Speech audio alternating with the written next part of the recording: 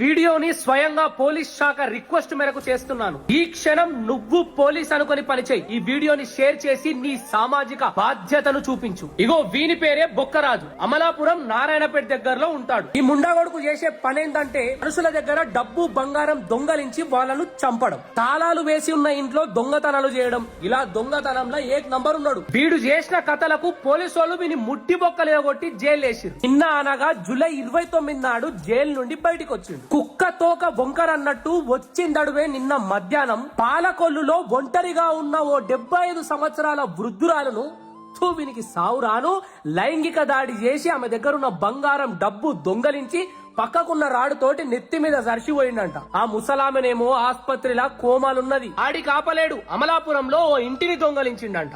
వీడిని ఇడుచుడే గిట్ల చేస్తున్నాడేమ్రా అని పోలీస్ అన్నలు మళ్ళా వెతుకుడు స్టార్ట్ చేసిర్రు. కాక దొరుకుతాడా పరారీలున్నాడు. తెలంగాణకు వచ్చిండేమో అని